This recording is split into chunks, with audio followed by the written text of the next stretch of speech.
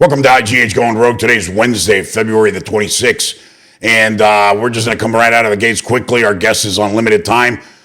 Former Special Agent Victor Avila. Victor, it's always a pleasure to talk to you. You are, man, you're a hero. You're a patriot. You're a legend, and definitely an authority. Right now, when this issue is front and center, and it's so important, and something that you've been talking about for a while, I've been talking about for a long time as well. It seems like it was going on deaf ears for a long time, and it feels amazing to have President Trump back in the White House, to have Tom Homan in the position that he's in, and hopefully now that they're going to start listening to folks like you. I do have some concerns. And I'm going to voice them really quick, and then I'm going to let you kind of do your thing. But one of the concerns I have is there seems to be this extreme overconfidence that if we want to go take out the cartels, we'll go crush them and kill them and wipe them out like cockroaches. I think that is I don't want to come across the wrong way, but it's almost an infantile comment, to not say ignorance, right? I believe we know who these people are. They're not, campesinitos. They hire fucking mercenaries, a lot of people. And just so you know the rules, it's truth bombs, F-bombs, no bullshit. So let's fucking go. That's right. That's right. You're spot on, and I agree with you there. You can't underestimate the cartels, and obviously they have been designated as foreign terrorist organizations, which it's a game changer for the United States. That's good. So I've been talking about this for many, many years. A lot of my colleagues and I have been pushing for this, and it's officially done through the State Department. And it happened last week, where Secretary Rubio actually put them in the books under the State Department. So they're classified just like ISIS, just like the Taliban. But yes, it just doesn't mean that, we're going to go in there and wipe them. We can, but you cannot underestimate the cartels because of the sophistication networks that they have. Yes, they're headquartered in Mexico, but they are heavily present in the United States and, according to the DEA, 65 countries around the world. And think about that. You think about the intelligence level that they have, the networking, and cartel members. What's a cartel member? What does it look like? Where are they? Well, they look like you and me, and they're teachers, lawyers, bankers, police officers, unfortunately, in some cases, and a lot of gang members and a lot of different types of people from A through Z. Hey, Victor, and there's a list that you mentioned. Tren de Aragua, MS-13, obviously, but there's the cartels, right? Sinaloa, Jalisco, Gulf, El Golfo, right? I love that list. Whoever was, advising on the list, I agree with it 100%. La Familia Michoacana, which is great, to be on there. Obviously, Los Zetas, who killed my partner and shot me, they're there as well. And so this is a great list. But so there's several things happening with the designation. One, you have to attack the cartels where it hurts the most, and that's financially. Yeah, and so what this does is strips them of their assets or properties or their monies that they have everywhere, especially in the U.S., hurt them there financially. Then what I think is happening, and I think they're laying the platform and the foundation, is the potential military intervention. Now, it doesn't mean going into Mexico. It means a lot of things. But look, we already have special forces going over there to train their special forces. We have the drones flying over Mexico gathering intel. We have our military flying over Mexican airspace, granted by permission by the Mexicans, to patrol, especially over the Arizona Sonora area desert. So there's a lot of things happening here. Why is all this thing happening? Because we have to prepare ourselves, because, like you said, the cartel's not going to throw their hands up in the air and say, okay, we're done. It's over. No. Trump is president. We give up. Right. That's not going to happen, bro. It's not going to happen. It's expect violence. Yeah. Expect a response. Yeah. And the fentanyl is piling up in Mexico. They need to bring it. Yeah. The human bodies are still going to get smuggled. So that's another thing that you're going to have to see is the smuggling. Now, one thing that I saw in the last week, which is kind of crazy for me, cartel members getting taken down and arrested in Mexico. Big seizures of drugs in Mexico and of weapons. And I know why. It's because President Trump gave them 30 days, remember? Yep. He says, if not, I'm going to take away the tariffs. So Mexico right now is like trying to write a list, like the same thing that Elon Musk said, give me 5 things you did last week. Well, Mexico's Yeah, they're writing their list, right? we took down this load, we did it. Well, I think they're doing that to prove to President Trump whatever they can to avoid the tariff, the 25%, the tariff, because it's a lot of people think, it's just a tariff. Listen, it's so impactful for Mexico. 84% of the things and goods that come from Mexico come to the United States, and so it would really hurt them. That's the problem. I don't have a problem with that. The problem I have is with the cartel members in our country. Yeah. What are they going to do, Ivan? What are they going to do? Yeah, I was about to bring that up. I was about to bring that up with you. Obviously you have a personal story that I would love to get into in a minute, or maybe after this dialogue. But people are like, well, what if the cartels, attack our troops or our ICE agents on the border, or there's rumors about them using drones to attack us. Oh, we'll go in there and wipe them out. It's not going to be that easy. But there are cartel members here. That's what people don't understand. They think that these people are in Mexico and Colombia and Peru and Bolivia, wherever, in the Cartel de los Soles in Venezuela, and they just ship it. Like, they send it via DHL, and somebody, at Miami International Airport or O'Hare or JFK, picks it up, clears customs, and, puts it on street corners, right? It doesn't work that way. And people don't understand that. And I don't know if you can explain for the vast majority, because you understand, a lot of people don't know, right? And they just, I don't know, maybe they just don't have the curiosity to understand. But how does that process work? There's a logistical process, right? And there are people along the way that all work for the cartels. And there are a lot of these people here, which are a threat and danger right now, this minute, this second, to U.S. citizens. Spot on. You're spot on. It is a network of a lot of different types of people. Not just, like you said, not just the couriers, not just the mules that pick up. I'm talking about integrated networks, because part of the whole network and the business of the cartels is the money. They have to do something with the money. And so you have people financing them.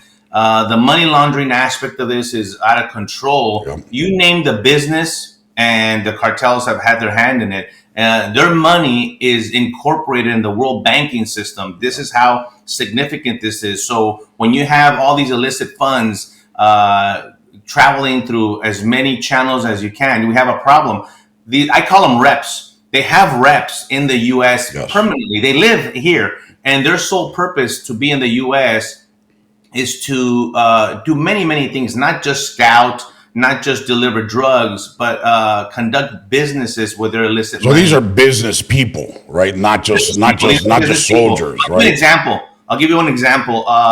There was a business open.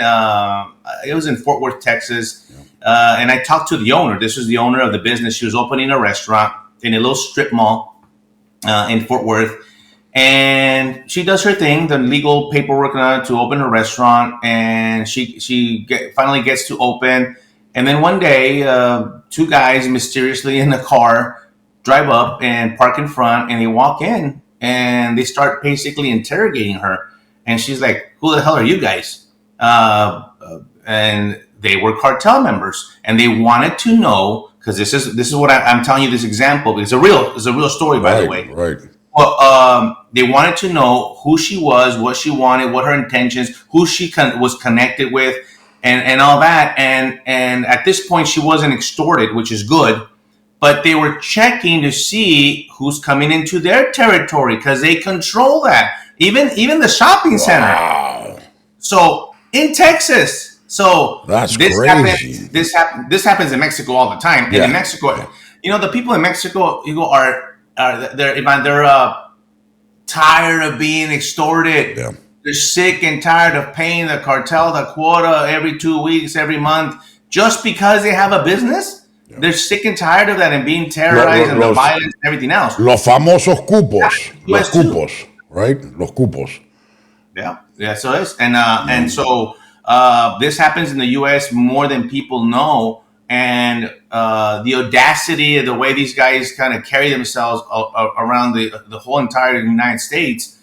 this is the part where I don't know how these guys are going to retaliate. They're not going to like the fact that the pressure is coming on from the federal government. A lot of these guys are U.S. citizens. A lot of them are illegal too, and so we have to weed these guys out, identify them, and get them out of here. But is it going to take an act? This is the part that I'm not sure what's going to happen. Is the cartel going to do something that's going to trigger the United States an incredible response? Or, to me, they've already triggered us with thousands and thousands of deaths with fentanyl pills. Yeah. I think that's enough. But are they going to, like you said, are they going to want to kill a Border Patrol agent or a police officer or a civilian and spark this incredible response by the United States where we're not gonna care? Donald Trump's not gonna care, right. and then you will see a military action that has never been seen before. Yeah, it would be decimating, but, and I say the but because there would be a lot of violence and casualties here in the streets. I've seen it, you've seen it, we've seen it in Mexico, we've seen it in Colombia, we've seen it in the streets of Peru. Coche bombas, car bombs, drive-bys. I mean, it is bloodshed, it is nasty, it's extremely violent, and the American people are not used to that, right? They're not. You might see it on TV and you think, oh, it all happens over there. Right. Well, remember, it used to happen in Middle East. Yeah. It was 6,000 miles away. Well, you know what? Look at, I know you want to talk about this. The rancher was just killed on the other side of the border with an IED. Right there. Pull it up. IED. Him. Oh, by the way, it was 2 people that died. A third person is in the hospital. Yep. But an IED, that's right. That's right. Because they're terrorists. They have car bombs, IEDs, shoulder propelled grenade launchers, belt-fed machine guns, military-grade weapons. Yes, armored vehicles. Now, I know when people say you want to compare the cartel to U.S. military, well, of course, they're not going to be a match to our full-blown military, but it doesn't mean that they can't take down a helicopter. Okay. It doesn't mean that they can take down an airplane or kill somebody. They obviously have the capabilities. Yeah, I mean, look, they have unlimited money, so they can buy the best weapons out on the black market, right? I mean, that's a fact. It's a known fact. We've talked offline many times, and I've known plenty of, and I know plenty of folks, in the DEA that have done, Latin America, Mexico, Peru, whatever. And they used to tell me, we know exactly who they are. Oh, yeah. If we want to go meet with them, we just call their admin and set up an appointment.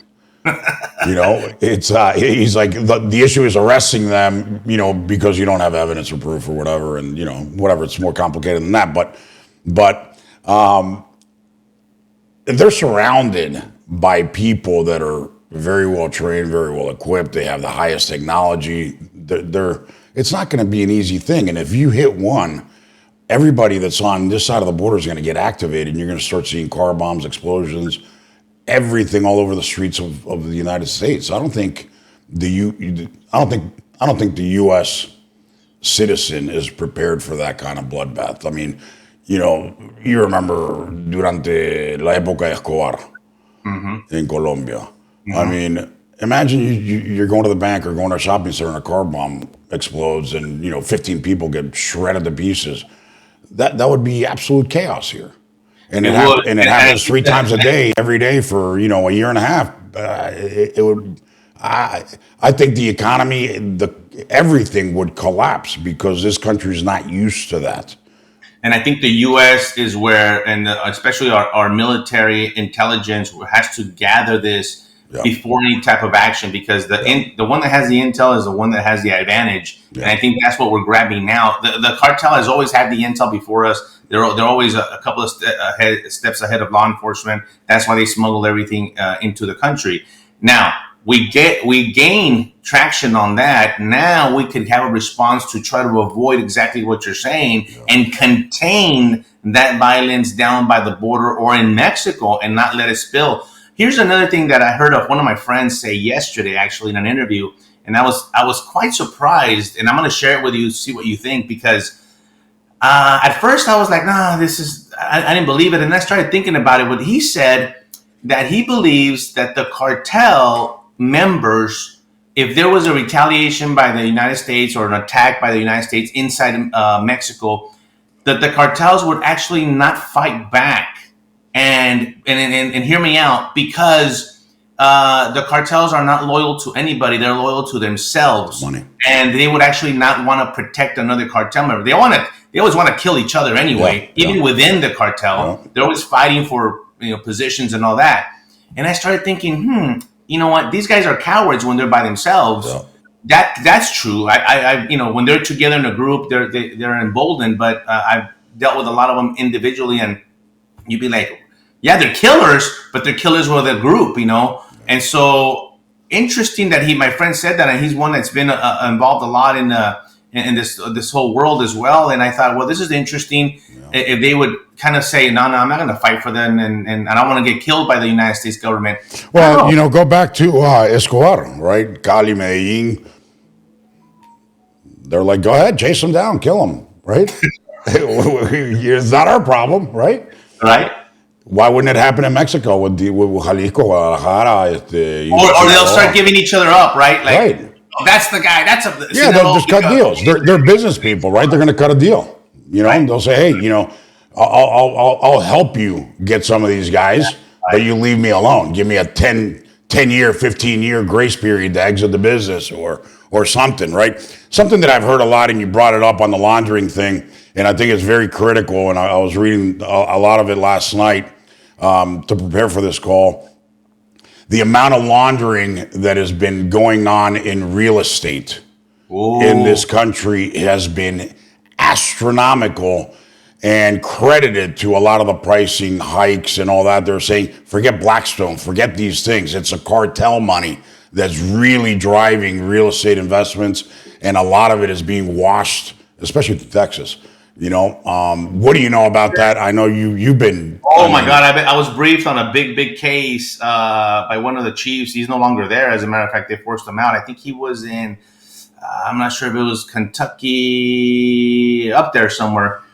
Oh my God! The connection of the money laundering with the mortgages, and they were setting the standard. They are setting the standard for the market. Yeah. That's how big it is, and so. The prices that they would sell the house, they would pay an astronomical amount because they have the money on a property that you would think, no, as a regular person, I'm going to go buy this, just say $100,000 property. Well, they'll get it for $300,000, and you're like, well, I'm out. I can't do that. And they start setting. You do that over and over and over. All of a sudden, all the houses are $300,000. So that is a big case linked to Arizona as well. Potential maybe elected officials. I mean, this is big because think about the amount. We're talking about billions of dollars, and drugs come north, money goes south, but then the money comes back north, and that's a lot of times that people don't understand. The money is now coming back north because it has to be implemented somewhere. Now, do they have a lot of cash? Yes. But it's in the banking system. They have to put it in the banks. They have to put it in mortgage companies, used car lots, you name the business, restaurants. So I say, if you would take the illicit funds one day, magically, take the money, all the bad money from the cartels out of the banks, you would see banks in El Paso, McAllen, Laredo collapse overnight. Yeah, I was reading about McAllen especially, and then I was also listening to, going back a little bit in history, about the mob's involvement with the cartels and how they laundered money for the cartels, the Genovese family, the Gambino, the Colombo family, especially in boxing, and how they bought boxers and controlled outcomes of fights. And they talked about, big fights, they can control Vito Alfermo, his fight against Hagler, and, Duran, Davey Moore, and et cetera. The cartels reach, and that's what people don't get. And that's why I wanted you on the show, because this is a no bullshit show, and it's long form, and it's very important to really just deep dive and explain the details, because people don't understand. They see Narcos, and they think, these people in these outskirts and these hills, and they just have parties with cocaine and women and hookers, and and they don't understand, dude, this is a business, a very sophisticated business with very deep financial ties and professionals, accountants, risk analysis analysts. I mean, everything, right? You know what I call them? And when I do these talks in front of law enforcement, I tell them, first of all, I take away the bias of what you think a cartel member looks like. Yeah. They're not all wearing a cowboy hat with the pointy boots. That's what you're thinking. I know that's what you're thinking. Yep. No, they look like you and me, like all of us. It's a 60-year-old woman. It's a 17-year-old high school kid. It's everything in between. And every profession they've had them. We've arrested people that worked at the courthouses, giving them information at lawyers' offices. I mean, anywhere you could think of where they're gathering intel. Now, that's one thing I talk to them about, and I tell the police groups, the body that you find that either it's a poisoning, a death of fentanyl, and I tell them, and you have it in front of you, there is a connection of how that body ended up in front of you. And there's a lot of crime in the United States that's associated to the cartel that is not officially. It's not tagged. It's not tagged as cartel. Oh, we had a carjacking, or there was a murder in Chicago. I'm not saying all of them, but a lot of those crimes are linked to Sinaloa, Jalisco, and they're linked to them because what is it? It's their drugs, it's their supplies, their humans that they're giving, and the money. And so part of the times they treat it as an isolated incident, and it's not. It's right, and it's just tagged as that, right? It's not tagged as a cartel crime. That's right. And so if you really would look at it, the same thing with illegal immigration crime. They don't want to say it was an illegal alien committed because of politics or whatever reason. But when it comes to the cartel, there's a lot of crime in the United States linked to the murders, rapes, violent crimes that hits that are ordered by the cartel from wherever they're at, from inside prisons in the United States. So absolutely, you're spot on with that analysis. And the bias of what these guys are involved in. I tell the groups, I want you to think of them as Amazon. What do you think when you think of Amazon? Yes. Well, you think of a multi-billion-dollar industry. Wow. Distribution centers around the world. Yep. Very well organized, right? Yeah. Well, that's the cartel. Yeah. That's the cartel. They have billions of dollars. Yeah. They're well organized. They have distribution centers all over the world. And the only difference with them is that their practice is murder, extortion, kidnapping, and all that. That's how they function, and that's how they keep their employees in order. It's a different type of discipline, but yeah, nobody gets written up, right? Nobody gets written up and sent home, no pay, right? There's no. Well, there is an HR, but the HR happens to be a sicario. That's right. That's right. So let's talk about La Familia. You had a personal encounter with them, David. Why don't you roll that tape? Let's hear it. Go ahead. It's embassy, switch office. This is Victor Avila from ICE. We are shot. We are on the highway to Querétaro, Mexico. We've been shot and attacked on the highway. I am an ICE Special Agent. February 2011, Victor Avila calling the U.S. Embassy for help after he and his partner had been attacked on Highway 57, a road in Mexico they had been warned about. Avila had met his partner Jaime Zapata the day before their assignment had taken them on Highway 57. Avila was hired as an ICE special agent, U.S. diplomat in Mexico City, working out of the U.S. Embassy. My main concentration in Mexico was human trafficking. I was helping dismantle organizations that traffic women and children from Mexico into... All right, Victor, why don't you tell us a story versus a reporter? That was horrible. It made the hair stand on my head, my arms, and the rest of my body. You've told me that story personally. It is horrendous, and I know we've talked about another story about Kiki Camarena as well. My God, everybody should pray for your partner, for Special Agent Zapata and his family. Walk us through, if you can. I can imagine the memories have got to be fucking horrifying. They are, and this month was the 14th year anniversary, Yep. and I can't believe how quickly time flies. But yeah, I will always talk about it. I will always mention it, and I'll talk about the memory of Agent Zapata because he paid the ultimate sacrifice in defending our homeland with his life in the line of duty. I'm here by the grace of God because I got shot 3 times. I'm telling you, there's a reason why I'm here, maybe just to do this, to bring the awareness to the people and my experience. But it was a horrible, horrible day. We were ambushed by 2 SUVs full of Zeta cartel members. Now, we didn't know they were Zeta at the time. And so explain to people, what is a Zeta? A Zeta is a cartel in the other side of Texas, southern portion of Texas. They control that area. The Zetas faction after all this. They faction into a group now called CDN, Cartel del Noreste, which is really on the other side of Laredo in Laredo, Texas. That's their main territory. That's their plaza. The Zetas are a cartel that they actually came out of the Gulf cartel. They were enforcers. A lot of them military trained and trained by the training started in Guatemala. Actually, people think in Mexico, but actually started in Guatemala. U.S. Special Forces trained some of them, and they became probably the most violent cartel out there. These are the guys that at one point you started using the violence as intimidation tactics against other cartels and terrorizing the people. And they're fully trained too, right? Which made them super violent. Great weapons, tactics, all of that. Very, very disciplined individuals and violent. Violent meaning these are the guys that started chopping off heads, dismembering bodies, pulling your heart out of your chest while you're still alive, burning you while you're alive, skinning people. Horrible. I've seen too many videos and I don't want to see them anymore. But these are the types that's why these guys on that day, on February 15th of 2011, they knew that we were Americans. They testified about it in court. And I'm going to give you an update that I just got this morning that nobody knows. And I'm going to share it with you. And they opened fire. They killed my partner, shot me 3 times. And they're in custody. They were extradited to the U.S.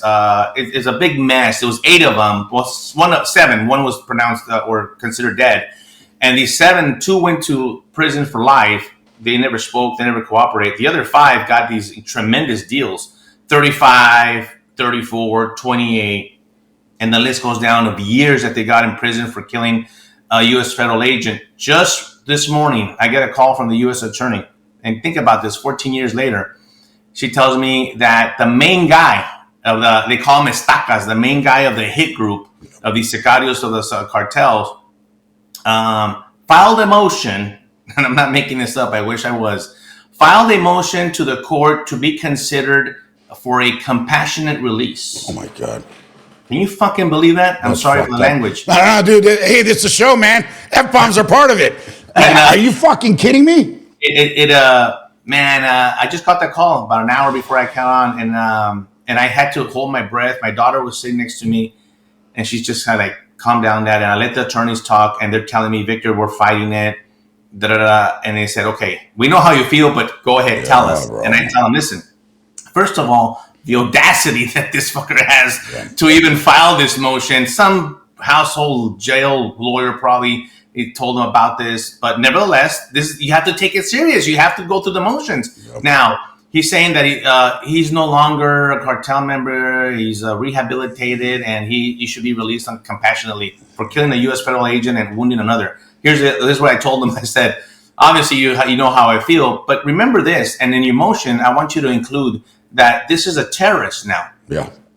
And if the court would consider any kind of release, they would be considering releasing a terrorist. Because these guys are evildoers. They're evil. I don't know other word to describe. And they are terrorists, right? I mean, they're terrorists. You can call them cartels, drug traffickers, but at the end, in the essence, they're terrorists because they live on terror. They live with terror and they create terror, right? I list when I do these presentations. I put the terrorist list. I use an example and then a cartel and all of the things that they're involved in. And the majority of the times, everybody picks the cartel as a terrorist. I don't tell them which one's which, by the way. Yeah. And because everything you talked about, the bombs, extortions, everything, the violence. As a matter of fact, they've killed more Americans than any other terrorist organization, group in the world, hands down. They're linked with China. They're linked with Venezuela. They're linked with Cuba. They're linked with Hezbollah, Iran. I'm telling you, this is the bigger picture about what we're talking. When we talk border security, you got to start focusing on the big picture about. Look, I remember back in the day when Chavez was still alive, and he opened his general consul in Damascus, Syria, was giving visas to Venezuela, to Caracas, to Hamas and Hezbollah and Iranian National Army. And they were going into Venezuela, getting Venezuelan identities, going through Latin America, and doing deals with the cartels, right? That's right. Because the financing, everybody, just Right. like you and I know it, all these terror groups know, hey, that's where the money is. Let's go in there and get financed by these guys. Yeah. So they'll help them with the human smuggling, trafficking, and drugs, whatever it is that they need to do to get financed and assistance through Mexico, by the way, Yeah. to get into the U.S. I always said it many times. All these groups and all the illegal aliens, they know that being in Mexico was as good as being in the U.S. Yeah. because Mexico allowed all this to happen. That's why there has to be a lot of accountability on Mexico, and we have to hold them accountable because they've allowed a lot of this to happen to their country because of the corruption. So it's perfect segue into my next question, because you just took us there by default. So it's been said, not publicly maybe, but we've always talked about it, for years, that there's always been somebody that's been linked to the cartels in every cabinet in the Mexican government for at least 25, 30 years. We know that to be a fact. There's been people that have been arrested here and then released and sent back because who knows why, right? Yes. How do you stop that? I mean, I think that's going to be the biggest challenge that this administration is going to have. You already see Mexico's president trying to push legislation in response to that list that Trump put out. Yes. It's not a political solution, Victor. It's just not. It is very difficult. It's a very difficult issue because corruption is a cancer in Mexico, and there's been an evolution. It used to be where the politician had the ultimate power and used the cartels for bribery reasons, for whatever reasons. No, it's the But other way now around. the tables have turned. Yep. It's the cartel has been running a parallel government for all of AMLO's term. AMLO is probably the most corrupt. Believe it, but listen to what I'm about to say. Yeah. It's probably the most corrupt narco-terrorist ever in the history of Mexico. And How would you compare him to Chavez? the president of the poor people? Yeah. That fucker. How would you compare AMLO to Chavez? Parallel, worse, or less? Same, communist, socialist, communist. No, but his ties with the cartels, we know. Oh yeah. Easy, the same. Same. Claudia Sheinbaum is a full-blown communist. Yep. He is actually in a very difficult position right now because La Morena, their party, is, they hate Donald Trump, and Claudia Sheinbaum as a president is between Donald Trump and her party, and she doesn't know what to do. She's trying to appease the party and doesn't want to get hurt by Donald Trump with the tariffs and all this other stuff, and that's what's going on right now. And she's making some, now you'll see her, the public statements. I'm not going to allow the United States to come here and violate our sovereignty and blah, blah, blah. I've heard that all many times. But underneath, covertly, she's allowing a lot of things for the U.S. to do. Here's the problem, is that the cartels control all this. The cartel, the attorneys in Mexico, the cartel members, they control the money, they control the aspect, they control the decisions, the policy. This is the big difference there. You're talking about organized crime controlling the system there. So here's the difficulty. How do you separate it? Well, you can't separate it. And I want people to understand there are good people in Mexico. Of course. There are people that are not corrupt and are trying to do the best, but the majority are tainted. And people say, how do you say that? Well, two of the people that I worked with when I was in Mexico, Genaro Garcia Luna, who was the head of the federal police, is in custody in New York for being a Sinaloa cartel member. The number two guy, Luis Palomares Colomino, responded to our shooting in San Luis Potosí. He landed in a Black Hawk helicopter there that we paid for, by the way. And he is in custody in Mexico for torture and other drug trafficking and corruption charges. Yes, they were members of the cabinet. They were members of the police and army in Mexico. This is how high level the corruption goes.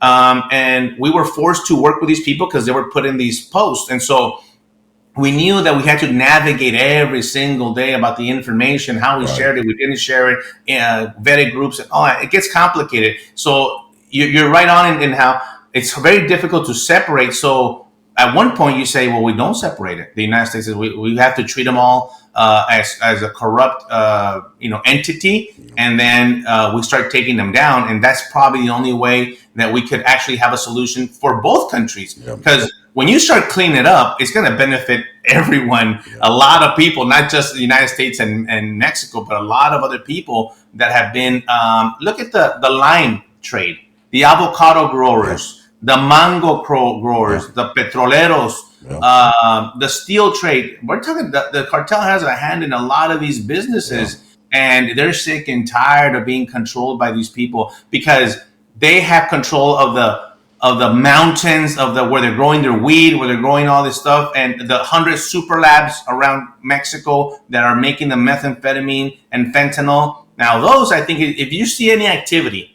from the United States, that's probably the first thing that you're going to see. Precision attacks on taking out the labs, at least to take out the supply, Well, we did that. We did that a lot in Peru, right? We would go there and blow up all the fucking labs, and they would just pop up another one the next day. So, it was a crazy situation. I remember when, I don't know if you remember this, but when Mexico and the U.S., Colombia and the U.S. did Plan Colombia.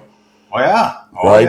And then all of a sudden Peru became the number one exporter of cocaine, and everyone was like, hey, the benefits of free trade agreements, and because, when you cut out the Colombians, all of a sudden the Mexicans went to Peru and started getting it, and they cut that margin out, gave them a lot more money and resources to go spend in Mexico and really built Sinaloa, Guadalajara, Jalisco. Well, that's happening now. Yep. And it's happening now in Mexico. You know where? To Central America. Yes. To Guatemala, Honduras, Ecuador, all the way down there. Yep. Nicaragua. Yes. Yes, absolutely. Especially China. China, when they got all this pressure about the fentanyl and the precursors and the chemicals they bring in, there was so much pressure. They still do it with Mexico, but they started kind of bringing it down a notch. So they said, okay, we're going to bring it into Guatemala. We're going to bring it into, the Central America and then bring it in that way. Right. So it won't be that obvious. So yes, that's what they do. They'll adjust. This is why you have to, when you eliminate the cartels, it's not just from the top down like we've done many years. No. It's from the bottom up. Yes. Because you know what the designation, what it does is if you're a gang member in the United States, let's say a drug pusher, and you're pushing drugs for the Sinaloa cartel that is not a terrorist, you're a terrorist now because you're financing a terrorist organization. You can't be working with ISIS. Yeah. So what do we do if we find you working with ISIS and emailing them? Well, we go pick you up, right? Yeah. Same thing here. There's no difference. All these people in the U.S. working with the cartels are now going to be subject to go get picked up, taken to a military place where this is not the same due process when you're dealing with terrorism. We're going to go interrogate you and then maybe take you to Gitmo, where I understand we're making a lot of space for these people to see what the hell are you. And maybe you're just a corner drug pusher, but you're interacting with a cartel, with a terrorist group. Yeah. So I think that you start dismantling at that level as well. So the people will say, oh, I'm not going to work with them. I'm not going to work with a terrorist. I'm going to have to go get a job at a car wash or do something. But I think my days on the street pushing crap are done. So here's two questions. One, we know that the administration, Home and others have talked about a number which is about 680,000 criminal illegals, which include cartels and gangs, etc. If we're arresting about 1,000 a clip per day, right? That's going to take us over 2 years to get rid of this element. We can't go raid and take out the cartels in their homeland until we get these people here, because once we do that, they get activated, they attack us. So that's going to be a fucking problem. The other issue is, and is a little bit more complex, or maybe it's easy, everything is about fentanyl now. Nobody's talking about cocaine, and nobody's been talking about cocaine for a long time. And you look at the cocaine numbers, they have not gone down, they've gone up. Why is nobody talking about cocaine? Is that by design? I mentioned this. Is that by design or what? I love your engagement because I've said in some interviews, and don't forget about the cocaine, because you're absolutely right that cocaine numbers have spiked through the roof. And guess what? Now it's also laced with fentanyl. A lot of cocaine is laced. Yep. Marijuana, heroin is laced with fentanyl. Yep. This is the problem, that fentanyl made its way to all these drugs that back then, like if you were just a regular casual cocaine user, you didn't have to worry about much. Well, now you have to worry that maybe the batch that you have has fentanyl and you're going to die if you take a hit. So Yes, that's a big problem. All the other drugs, heroin, by the way, is still very much available. Methamphetamine. I always tell you, every time I go to these police groups all around the country, you know what? Yes, we know about fentanyl, people dying, but the problem that they have on the street is with meth. Why? Because a meth user usually doesn't die. They continue to use and use and use. And what do they need? They need money. So what happens? Crime goes up, property crimes. A lot of issues with meth users, and that is the number one problem that unanimously around the country, the police and sheriff's departments tell me that they have a meth problem in their communities. So yes, we have to start taking down the meth as well, not just the fentanyl. But to your first question about the cartels, yes, and the people that we're deporting. Yeah, about 700,000 of them. And remember, on top of that, there's a couple of million gotaways. So we got a lot of people that we could concentrate on here.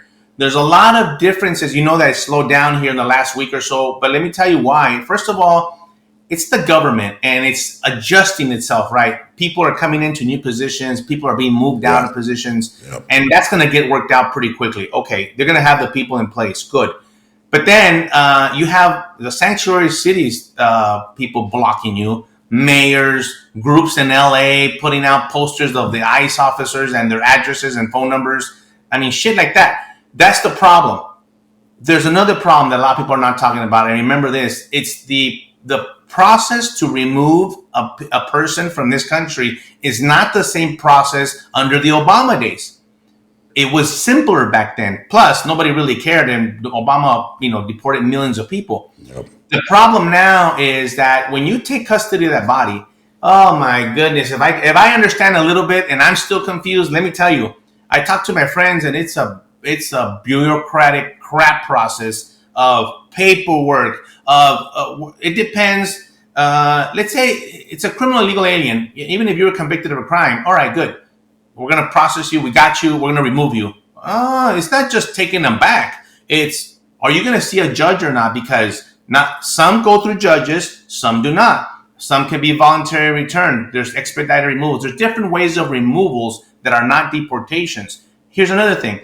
There needs all this extra paperwork and policy that's been implemented since the Obama days to Biden to make it more difficult for the federal government to remove a person. Believe it or not, this is the problem. So that's why you need bed space to hold the body, because we need to go through all this stupid paperwork to get them processed out. Where did you come in from? What time? What era did you come in? Under the Biden? Did you come in through a program? Oh my God, all this crap that matters. I'm thinking, hey, even when I was working, that didn't exist. No, it didn't. These are new policies. So that's going to be cleaned out, I think. It's going to take a little bit to eliminate and make it a one-pager, Yeah. Jose Lopez, you're out. Boom, boom, boom. You were convicted of this crime or not, or just charged with you, and you're out, and get them out and put them on planes and go. That's going to end up becoming a mainstream process, and you're going to see it. Plus, I like the fact that we have I've never seen this in my career. We've got DEA, FBI, U.S.